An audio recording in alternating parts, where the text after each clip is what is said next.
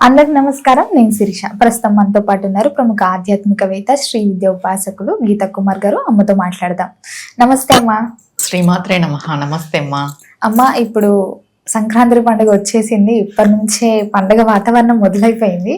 So ముఖ్యంగా చూసుకుంటే అన్ని పండుగలు ఒక్కొక్క రోజు చేసుకుంటాం. దసరా ఒక రోజు, దీపావళి అయితే 4-5 రోజులు చేసుకుంటాం. ముఖ్యంగా సంక్రాంతికి వచ్చేసరికి కూడా 3 రోజులు, కొంతమంది కొన్ని ప్రాంతాల వాళ్ళు 4 రోజులు చేసుకుంటారు. సో మన సైడ్ 3 days చేసుకుంటారు: భోగి, సంక్రాంతి, కనుమ. సో అసలు భోగి రోజు చాలా మంది భోగి మంటలు వేస్తుంటారు. సో అసలు ఫస్ట్ ఆఫ్ ఆల్ ఏంటి నా డౌట్ అంటే, అసలు భోగి ఎప్పుడు వచ్చింది, సంక్రాంతి ఎప్పుడు చేసుకోవాలి, కనుమ ఎప్పుడు చేసుకోవాలి? ఒక్కసారి ఆ డేట్స్ ఏంటో చెప్పండి. మనకి భోగి, సంక్రాంతి, కనుమ 14, 15, 16 తేదీ వచ్చేసాయి తారీఖులు అవే. అసలు భోగి అంటే ఏంటి, ఎలా జరుపుకోవాలి? ఒక్కొక్క ప్రాంతీయం వాళ్ళు ఒక్కొక్క ప్రకారంగా జరుపుకుంటారు. శాస్త్రంలో చెప్పినట్టు జరుపుకోవాలంటే ఎలా చెప్పారు శాస్త్రం? భోగి అంటే మనకి భోగ భాగ్యాలను ఇచ్చేది అంటారు. అన్ని భోగాలని ఇచ్చేది భోగి. ఫస్ట్ ఇది. అసలు ఎందుకు భోగి రోజు మనం అవన్నీ క్రతువులు చేయాలి అని అంటే, మనకి ప్రతి సంవత్సరాన్ని 2గా విభజించారు. ఎలా అంటే, ఒకటి దక్షిణాయనము, ఒకటి ఉత్తరాయణం. దక్షిణాయనంలో వచ్చే చివరి రోజు భోగి. దక్షిణాయన కాలం అంతా మనకు ఉపాసనా కాలం. అందరికి తెలిసిన విషయమే. ఈ చాతుర్మాస దీక్షలు, కార్తీక మాసాలు, శరన్నవరాత్రులు, ధనుర్మాసాలు అంతా పూజాకాలమే. స్వామి యోగ నిద్రలోకి వెళ్ళడము అంటే, విష్ణువు పడుకున్నారంటారు కదా, ఆయన పడుకునిన్నాడు, యోగ నిద్రలో ఉండి చూస్తుంటాడు అనమాట. అలా ఈ దక్షిణాయనం అంతా అయిపోయే రోజు, చివరి రోజు భోగి. మనకి మొన్న వైకుంఠ ద్వారం అయిపోయింది, విష్ణుమూర్తి కూడా లేచాడు. అంటే దేవతలకి 2 కాలాలుగా చెప్పబడతారు. ఉదయము రాత్రి. దక్షిణాయనం అంతా రాత్రి, ఉత్తరాయణం అంతా పగలు. ఇది ఎందుకు ఇలా? దక్షిణాయనంలో సూర్యుడు భూమికి దూరంగా ఉంటాడు, ఉత్తరాయణంలో సూర్యుడు భూమికి దగ్గరగా వస్తాడు. మొత్తం ఆ విశ్వమంతా, మనమంతా డిపెండ్స్ ఆన్ సూర్య భగవానుడు. ఆయన ఉంటేనే, ఆయన పరబ్రహ్మ స్వరూపం, కనిపించే దైవం. ఈ ఉత్తరాయణం ప్రారంభం అవుతుంది కాబట్టి భోగి మనకి దక్షిణాయనంలో చివరి రోజు కాబట్టి, నెక్స్ట్ మకర సంక్రమం అంటే సూర్యుడు మకర రాశిలో ప్రవేశిస్తాడు కాబట్టి మనకి ఈ పండుగ వచ్చింది. ప్రతి నెల సూర్యుడు ఒక్కొక్క రాశిలోకి ప్రవేశిస్తాడు. కానీ మకర రాశిలో ప్రవేశించినప్పుడు అంటే 6 నెలల కాలం అయిపోయిన తర్వాత వచ్చిన కాలం ఉత్తరాయణం. అందుకు మకర సంక్రాంతి. ఈ భోగిని ఎలా జరుపుకోవాలి? ముందుగా మనం ఏం చేస్తాం, తెల్లారి లేచి భోగి మంటలు వేసుకుంటాం.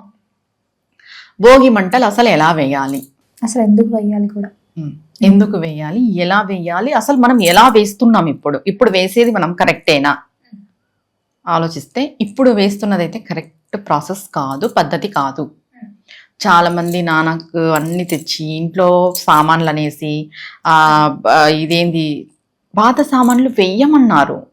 కానీ ఏం చేస్తున్నారంటే, ప్రతివి పాత బట్టలు, బాక్సులు, చెప్పులు అన్నీ వేస్తున్నారు. ఇలా వేయడం తప్పు. ఎందుకు తప్పు అనంటే, మనం అగ్నిహోత్రుని ఆవాహన చేస్తున్నాం. అక్కడ అగ్నిహోత్రుని ఆవాహన చేసేటప్పుడు ఎలా వేయాలి? ఫస్ట్గా యాక్చువల్గా తమిళనాడు అటు సైడ్ అయితే ఏం చేస్తారంటే, ఈ ధనుర్మాసం అంతా గొబ్బెమ్మలు పెడతారు, ముగ్గులేసి. ఈ గొబ్బెమ్మలు ఆరబెడతారు, ఆరబెట్టి భోగి రోజు వేస్తారు. అంటే ఆవు పిడికలు, నెయ్యి, కర్పూరం పెట్టి వెలిగిస్తారు. దాంట్లోకి చెక్కలు అవన్నీ వేస్తారు. ఇంకా డబ్బాలు, పాత సామాన్లు అంటే మనం పాతబడిన చెక్కలే కదా వేసేది, ఫర్నిచరే కదా వేసేది. అలా కాకోకున్నట్టు ఏవి పడితే అది వేయడం చాలా చాలా తప్పు, చాలా చాలా పాపం కూడా వస్తుంది. భోగి రోజు నువ్వు ఈ రోజు భోగభాగ్యాలను ఇవ్వాలని నువ్వు అగ్నిదేవుణ్ణి ఆవాహన చేసి నువ్వు వేస్తున్నావు. అసలు భోగి ఎందుకు వేస్తారు? పాత సామాన్లను కాల్చడానికా? కాదు, మన మనసులో ఉన్న మాలిన్యాలను దాంట్లో వేయడానికి భోగి. దీంట్లో నిగూఢంగా ఉన్న అర్థం అది. మనం మారాలి, మనలో ఉన్న మాలిన్యాలను తొలగించుకోవాలి, దురలవాట్లను కూడా మనం భోగిలో కలిపేయాలి. పాత సామాన్లు వేయాలి, ఇంట్లో అన్నీ వేయాలి అని చెప్తే అందరు తీసుకొచ్చి ఇంట్లో వేయడము, నానా హంగామా చేయడము అలా చేస్తున్నారు. ఒక్కసారి నువ్వు భోగి మంట వేసిన తర్వాత నువ్వు ఆ రోజు సంకల్పం చేసుకో, నీలో ఏదైనా దురలవాటు ఉంటే నేను ఈ భోగి మంటలో నా దురలవాటుని కలిపేస్తున్నాను, ఇంకా నేను దాన్ని చెయ్యను అని. అది భోగికి అర్థం. ఎప్పుడైతే నువ్వు దురలవాట్లను మానేస్తావో ఆటోమేటిక్గా నీకు భాగ్యము భోగం అన్నీ వస్తాయి. బుక్స్ వేయకూడదు. బుక్స్ వేయకూడదు. ముందుగా చెప్తున్నాను, విద్యార్థులు బుక్స్ వేయకూడదు. ఎందుకంటే మనం అక్కర్లేనిది వేసేది దాంట్లోకి, మనకి ఇది వద్దు అనుకున్నది వేసేది. నీకు చదువు కావాలి, నీకు జ్ఞానం కావాలి, నువ్వు బుక్స్ ఎలా వేస్తావు? చాలా మంది వేస్తున్నారు పాత బుక్కులే అని చెప్పేసి. పాత బుక్కులు దానం ఇవ్వండి, ఎవరికైనా అవసరం పడిన వాళ్ళకి ఇవ్వండి, లేదు పెట్టుకోండి, కానీ కాల్చొద్దు. సరస్వతీదేవి ఆగ్రహానికి గురవుతాం భోగి మంటల్లో బుక్కులు వేయడం వల్ల. మనకి జ్ఞానం రాదు. అంటే మనం ఏది వద్దనుకుంటామో అదే కదా వేసేది. మనం లాజిక్గా ఆలోచించినా కూడా మనకి చదువు కావాలి కదా, కావాలన్నప్పుడు ఎలా వేస్తాము? వేయకూడదు. భోగి మంటలు వేసి భోగి చుట్టూ మనం తిరిగేసి ఏవో పాటలు పాడుకొని మనం అక్కడికి ఎండ్ చేస్తాం.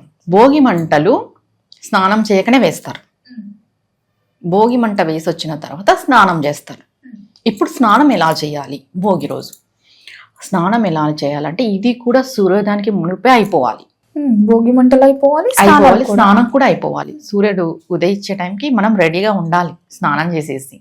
ఎలా చేయాలి? మనం ఏం చెప్తాము? తైలే లక్ష్మి, జలే గంగా ఇలా చెప్తున్నాం. ఎందుకంటే మనం దీపావళికి అదే చెప్తాం, తైలంలో లక్ష్మీదేవి ఉంటుంది, జలంలో గంగాదేవి ఉంటుంది అని. మనం ఒంటికంతా నువ్వుల నూనె పట్టించుకొని సున్ని పిండితో లేదా సోప్స్ దాంతో తలంటు స్నానం చేయాలి. తలంటు స్నానం చేసేటప్పుడు గంగాదేవిని ఆవాహన చేసుకొని నీళ్ళల్లోకి మనం స్నానం చేయాలి. గంగా గంగా అనుకున్నా పర్వాలేదు. గంగే చ యమునే చైవ గోదావరి సరస్వతి నర్మదా సింధు కావేరి జలస్మిన్ సన్నిధం కురు, ఇది చెప్పుకొని మనం చేసుకున్నా చాలు. మనం చేసుకునేటప్పుడు ఏమనాలి? తైలే లక్ష్మి, జలే గంగా, అలక్ష్మి పరిహారార్థం. నేను ఇది ఎందుకు చేస్తున్నాను? నాలో ఉన్న అలక్ష్మి, నాలో ఉన్న బాడీలో ఉన్న మాలిన్యాలను తొలగించడానికి నేను ఈ స్నానం చేస్తున్నాను అని భావనతో చేయాలి. భోగాలు రావాలి అని అంటే ఫస్ట్ మనకున్న మాలిన్యాలు తొలగాలి కదా. ఇది స్నానం చేసే పద్ధతి. ఈ స్నానం అయిపోయిన తర్వాత పెద్దలకి ఇంట్లో పూజ చేసుకుంటాం. పూజ చేసుకున్న తర్వాత ఇంట్లో పెద్దలకి నమస్కారం చేయాలి, తల్లి తండ్రికి. ఇంకా కొంతమంది ప్రాంతీయంగా గుమ్మడికాయలు దిష్టి తీసుకొట్టుకుంటారు, తగిలించుకుంటారు, వాకిలకు గుమ్మడికాయలు కొడతారు. ఎవరెవరు ప్రాంతం బట్టి వాళ్ళు చేసుకుంటారు. అవి కంపల్సరీ చేయాల్సినవి ఇవి. భోగి రోజు తరువాత గోదా కళ్యాణం జరుగుతుంది. భోగి రోజు ఆ రోజు లాస్ట్ అని. ఓకే, ఆ రోజే లాస్ట్ అని గోదా కళ్యాణం జరుగుతుంది. అదే ఇదంతా తమిళనాడు ఆచారం ఇప్పుడు మన వైపు వచ్చేసింది, అన్ని గుళ్ళల్లోనూ చేసుకుంటున్నాం కాబట్టి. పెళ్లి కాని అమ్మాయిలు కానీ అబ్బాయిలు కానీ గోదా కళ్యాణంలో పాల్గొనడం వల్ల పెళ్లి జరుగుతుంది. ప్రతి ఒక్కరు మీ ఇళ్ళ దగ్గర దేవాలయాలు ఉంటాయి కదా, ఆ రోజు గోదా కళ్యాణం జరుగుతుంటే వెళ్ళండి, చూడండి. అమ్మవారి అనుగ్రహానికి పాత్రలు అయితే ఖచ్చితంగా పెళ్లి జరుగుతుంది. ఇది భోగి, సాయంత్రం చేస్తారు గోదా కళ్యాణం. ఇదంతా భోగి. నెక్స్ట్ మనకి సంక్రాంతి. అమ్మ, నాకు భోగిలో ఇంకొక డౌట్ ఉంది. భోగి రోజు ముఖ్యంగా చిన్న పిల్లలకి రేగి పళ్ళతో దృష్టి తీస్తుంటారు, పోస్తూ ఉంటారు. సో చాలా మంది ఒక ఏజ్ వరకు వచ్చిన వాళ్ళకి కూడా పోస్తూ ఉంటారు భోగి పళ్ళు. సో ముఖ్యంగా ఏ ఏజ్ పిల్లలకి పోయొచ్చు అంటారు? అసలు ఆ భోగి పళ్ళు ఎందుకు పోయాలంటారు? మంచి ప్రశ్న అడిగాము. అసలు పిల్లలకి భోగి పళ్ళు ఎందుకు పోస్తారంటే దిష్టి దోషాలు వెళ్ళిపోవడానికి పోస్తారు. ఈ భోగి పళ్ళు వచ్చేసి అమ్మవారికి చాలా ఇష్టమైన పళ్ళు. భోగి పళ్ళు ఏ వయసు వాళ్ళకి పోయాలంటే సంవత్సరం నుండి 12 సంవత్సరాల వరకు ఉండే పిల్లలకి మాత్రం పోయాలి, 12 పైన పోయకూడదు. భోగి పళ్ళు, బంతిపూలు, చెరుకువి ముక్కలు, కాయిన్స్ అన్నీ కలిపి వాళ్ళ తలపైన నుండి మనం వేస్తాం. దానికి ఏ మంత్రం లేదు, మనం ప్రేమతో వేస్తాం, వాళ్ళకి దోషాలన్నీ వెళ్ళిపోవాలి అని. ఈ బాల అరిష్ట దోషాలు వెళ్ళిపోవడానికి మనం ఈ భోగి పళ్ళని పోస్తాం. ఎందుకు 12 సంవత్సరాల లోపే పిల్లలకి వేస్తారు అని అంటే 12 సంవత్సరాల వరకు పిల్లలకి జాతకం అన్వయం అవ్వదు. వాళ్ళు పుట్టిన తర్వాత వాళ్ళ జాతకం వచ్చేసి వాళ్ళ తల్లి తండ్రి పైన పడుతుంది 12 సంవత్సరాల వరకు. 12 సంవత్సరాల వరకు ఒక్కొక్క సంవత్సరం ఒక్కొక్క అరిష్టం అనేది ఉంటుంది పిల్లలకి. కొంతమంది కొన్ని నక్షత్రాలలో పుట్టింటారు, వాళ్ళ వల్ల పేరెంట్స్కి బాగుండదు, మేనమామకి బాగుండదు, ఇంట్లో బాగుండదు, ఇలా జరుగుతుంటాయి. ఇలాంటి దోషాలు ఉన్న పిల్లలకి భోగి రోజు ఈ కార్యక్రమం చేయడం వల్ల దోషాలు పోతాయి. ఆరోగ్యం బాగుండదు, కొంతమంది పిల్లలకి మొండి చేస్తుంటారు, తర్వాత తినరు, నిద్రపోరు, ఏడుస్తారు ఎక్కువ, ఇలాంటివి కూడా వెళ్ళిపోతాయి. మొండితనం కూడా వెళ్ళిపోతుంది పిల్లలలో. ఎప్పుడైతే మనం ఈ భోగి పండ్లు భోగి రోజున పోయడం వల్ల ఈ బాల అరిష్ట దోషాలన్నీ తొలగుటకు మనం ఈ భోగి పళ్ళని పోస్తాం. అమ్మ, ముఖ్యంగా భోగి మంటలు కాల్చేటప్పుడు చాలా మంది అంతా అయిపోయిన తర్వాత అక్కడ మిగిలిన బూడిద ఏదైతే ఉంటుందో అది తిలకంగా ధరిస్తుంటారు. నాకు వచ్చిన డౌట్ ఏంటంటే, ఆల్రెడీ మనం వద్దనుకున్న దాన్ని మనం మంటలో కాల్చేసాం, సో ఆ బూడిద ధరించడం వల్ల మంచి జరుగుతుందంటారా, లేకపోతే పోయిన దాన్ని మళ్ళీ మనం అతికించుకున్నట్టు అవుతుందంటారా?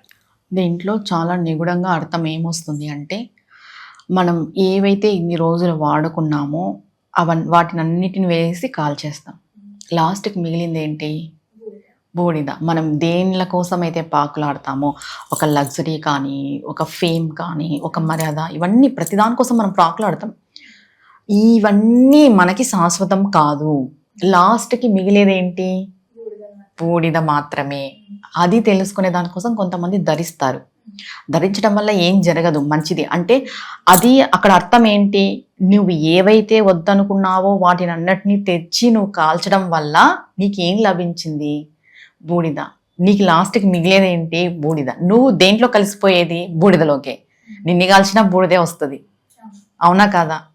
ఈ జగత్ అంతా తెలుసుకోవాల్సిన విషయం ఏంటి, ప్రతి ఒక్కరు తెలుసుకోవాల్సిన విషయం ఏంటి అంటే, లాస్ట్కి మిగిలేది భస్మము, బూడిదే. ఈ దానికి ఆ బూడిదని ధరిస్తారు.